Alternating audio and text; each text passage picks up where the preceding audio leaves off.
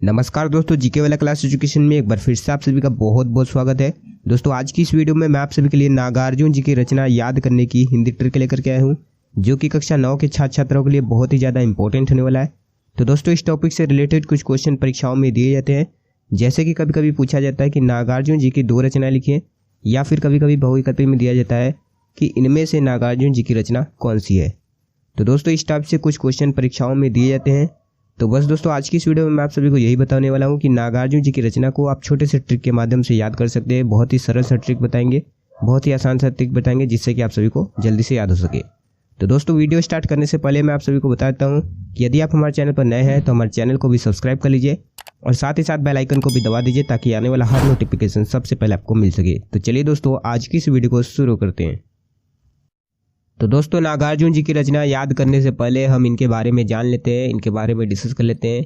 यदि आप नागार्जुन जी के बारे में जान लेंगे तो आपको जीवन परिचय तो ऐसे ही याद हो जाएगी, और कुछ मैं रचना ट्रिक के माध्यम से याद करा दूंगा, जिसके माध्यम से आप सभी को रचनाएं बहुत ही आसान तरीके से याद हो जाएंगी और उसी के साथ साथ जीवन परिचय भी याद हो जाएंगी। तो चलिए इनके बारे में थोड़ा सा डिस्कस कर लेते हैं। देखिए नागार्जुन जी का जन्म कब हुआ था? 1911 ईस्वी में हुआ था। कहाँ पर हुआ था?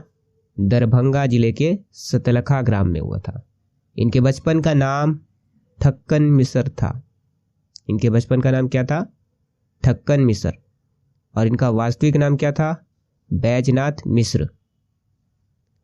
और इनकी मृत्यु कब हुई थी? 5 नवंबर 1998 ईस्वी में इनकी मृत्यु हुई थी। और सबसे प्रमुख बात यह है कि ये प्रगतिवादी विचारधारा के लेखक व कवि दोनों ही हैं। तो दोस्तों इतना यदि आप याद कर लेते हैं तो मैं 100% गारंटी करता हूँ कि आप सभी जीवन परिचय भी आराम से बना के लिख सकते हैं, और रचना मैं ट्रिक के माध्यम से अभी याद कराऊंगा। तो चलिए अब बढ़ते हैं, इनकी रचनाओं को ट्रिक के माध्यम से याद करते हैं।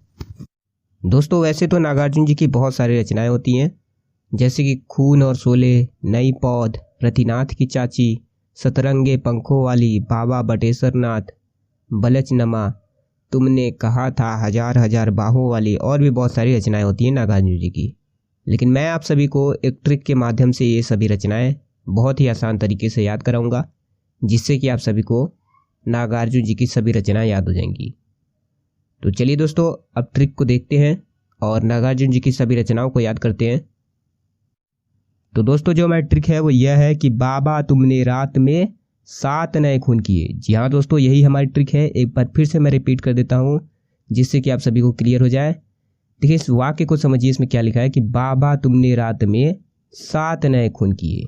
यानी एक बाबा है, उसने रात में 7 नया खून किए।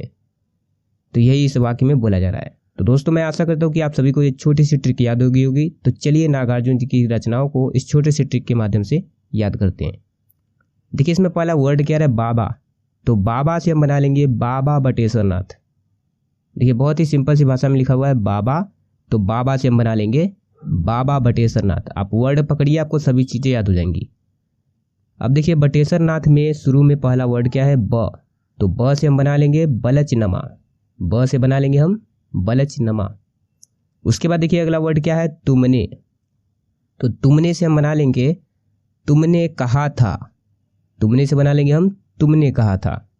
देखिए एकदम मिलता जुलता वर्ड है, और वर्ड पकड़ेंगे तो आपको सभी चीज़ें याद हो जाएंगी। अब देखिए कहा में ह वर्ड आ रहा है, ह। तो ह से हम बना लेंगे हजार हजार बाहों वाली। यह भी नागार्जुन जी की एक रचना है। उसके बाद देखिए अगला वर्ड क्या है? रात। तो रात से हम बना लेंगे रतिनाथ की चाची। देखिए मिलता जुलता वर्ड है, आप वर्ड पकड़िए। एकदम बहुत ही सिंपल सी भाषा में मैंने ये ट्रिक बनाया है। रात से बना लेंगे हम रतिनाथ की चाची। उसके बाद देखिए अगला वर्ड क्या है? में। तो दोस्तों ये साइलेंट वर्ड है, ये मैंने उसी तरह लगाया जिससे कि आप सभी को ये ट्रिक याद हो सके। उसके बाद देखिए अगला वर्ड क्या है? सात। तो सात से बना लेंगे हम सतरंगे पंखों वाली। देखिए आप वर्ड पकड़िए, आपको सभी चीजें याद हो जाएंगी। यहाँ पर लिखा है 7, तो 7 से बना लेंगे हम सतरंगे पंखों वाली। देखिए उसके बाद अगला वर्ड क्या है? नए। तो नए से बना लेंगे हम नई पौध। यह भी क्या है? नागार्जुन जी की एक रचना है।